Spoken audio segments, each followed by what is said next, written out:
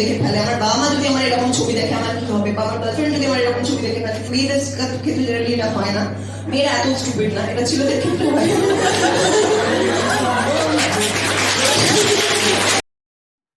ইন্টারনেটে সেক্সটর্শন স্ক্যামে মেয়েদের থেকে ছেলেরাই বেশি জালিয়াতির শিকার হয়। বাঁকুড়া বিশ্ববিদ্যালয়ে বিশেষ সেমিনারে এই কথাই উঠে এলো এদিন। একটি সুন্দর ছবি লাগানো প্রোফাইল থেকে ফ্রেন্ড রিকোয়েস্ট অ্যাকসেপ্ট করার পর হঠাৎ করে ভিডিও কল।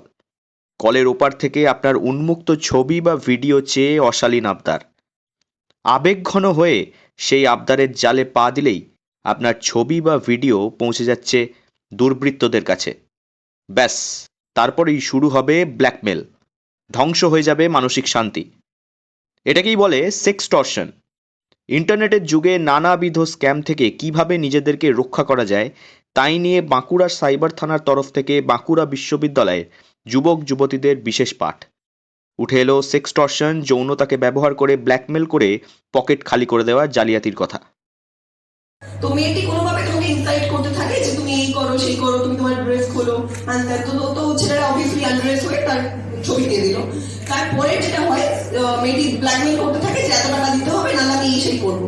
এটা ভেবো না যে তোমার ডিফেমেশন করার জন্য কেউ করতে চাইছে এটা, মানে তোমার ডিফেমেশন করাটা তার উদ্দেশ্য নয়।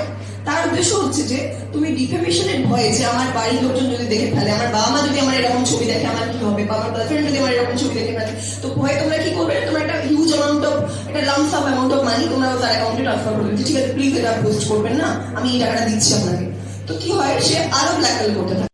বাঁকুড়া বিশ্ববিদ্যালয়ের উপাচার্য প্রফেসর গৌতম বুদ্ধ সুরাল জানান, বাঁকুড়া জেলা পুলিশের সাইবার ব্রাঞ্চের তরফ থেকে একটি বিশেষ অনুরোধ আসে বিশেষ পাঠের কাজ করার জন্য।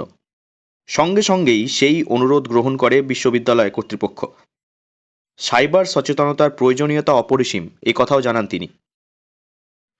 বিষয়বস্তু আজকের সেমিনার, আজকে এটা আমরা একটা স্পেশাল ড্রাইভ নিয়েছি। আমাদের কাছে একটা রিকোয়েস্ট বাঁকুড়া পুলিশ স্টেশন থেকে আসে যে সাইবার ক্রাইমের বিষয়ে ছাত্রছাত্রীদেরকে একটু অ্যাওয়্যার করার ব্যাপারটা যদি আমরা দেখি, এবং তাদের যেহেতু একটা সাইবার সেল আছে, পুলিশ স্টেশনও আছে, সেই কারণে তারা আমাদেরকে বলার সঙ্গে সঙ্গে আমরা সানন্দে প্রস্তাব গ্রহণ করি, এবং এটা যে আজকের দিনে খুবই প্রয়োজন সেটা কথা আমার মাথায় সবাইকারই আছে, সেটাকে ভেবেই আমরা immediately আমরা we responded to their request and we have organized this। আজকে এটা হচ্ছে সাইবার অ্যাওয়ারনেস। সামাজিক মাধ্যমে অজানা ব্যক্তির বন্ধুত্বের বাড়ানো হাত এড়িয়ে চলতে হবে।